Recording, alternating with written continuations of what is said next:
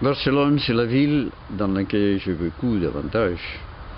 C'est presque aussi où je suis né. Je suis né dans la banlieue de Barcelone, derrière les collines qui séparent la ville à l'époque une petite ville qui avait 6000 habitants, agricole, et ces collines sont entourées de forêts complètement.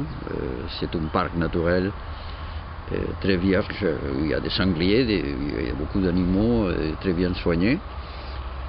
Et c'est une ville, Barcelone, qu'en même temps, il est en face de la mer. Ça veut dire, ça m'a permis de connaître un pays agricole et en même temps être tout près de la mer. Je suis une personne qui s'en nourrit et qui fait partie de l'esprit méditerranéen. Et Barcelone, en plus, c'est une ville très riche. Très riche, pas du point de vue matériel uniquement, sinon du point de vue culturel. Très variée, qui donne beaucoup d'artistes. Il faut penser que Barcelone, c'est probablement la ville du monde qu'à la moitié du XXe siècle, il a donné plus d'artistes importants. Si on parle de Picasso, Miró, Gargallo, Torres Garcia, Fenosa, Tapies, Clavé, la liste elle est tellement longue, des artistes même pas très connus internationalement, mais qui sont à un niveau considérable. Que s'ils étaient allemands ou français, ils seraient connus, beaucoup plus connus. Ça veut dire que c'est une ville où l'art respire partout, la culture, parce que nous avons la chance d'avoir deux cultures, la culture catalane et la culture espagnole.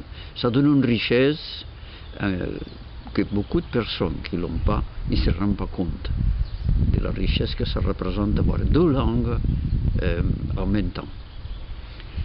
Et c'est deux cultures en même temps. La culture espagnole qui est formidable, il est de chez nous aussi. Même si on la cultive différemment, il est là. On va toujours au centre, on va toujours à Madrid.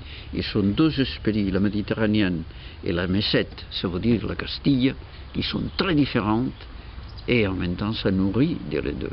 Ça veut dire que Barcelone, pour moi, j'y ai vécu, mais c'était, on pourrait dire, comme m'est arrivé à New York ou des autres villes importantes que j'ai vécu, mais je n'avais un peu marre de tellement. Et j'avais envie, justement, comme je dis avant, de rester dans un endroit un peu plus tranquille. Je me nourris de tout ça, je vécu tout ça, mais en même temps, j'avais besoin, à mes 60 ans, de rester dans un endroit comme l'Anjou. De cette douceur qu'on dit, que c'est vrai d'ailleurs.